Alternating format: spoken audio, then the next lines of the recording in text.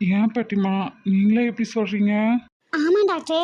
இப்போ என் பையன் பிஸ்னஸ் பண்ணுறானா கூட மாட போய் பழகி ரேகா கொஞ்சம் டீலிங் எல்லாம் பண்ணுவான்.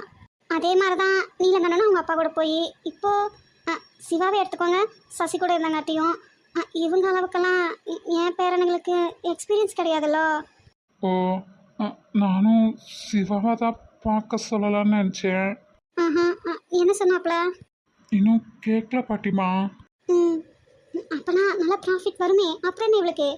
ப்ராஃபிட்னா இப்போ இவங்க வந்து 10 லட்சம் ரூபா ப்ராஃபிட்டாக வரணும்னு எதிர்பார்க்குறாங்கன்னு வச்சுக்கோங்க.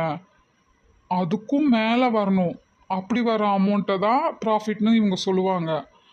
இவங்க அஷ்யூம் பண்ண அந்த 10 லட்சம் இல்லை அதுக்கு கம்மியாக வந்துச்சுன்னா அதான் லாஸ்ன்னு சொல்லுவாங்க.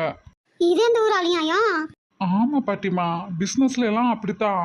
இப்போ யாரு நீ கம்பெனியை பார்த்துக்கிட்டாலும் இவங்க எதிர்பார்க்குற அளவுக்கு ப்ராஃபிட்டை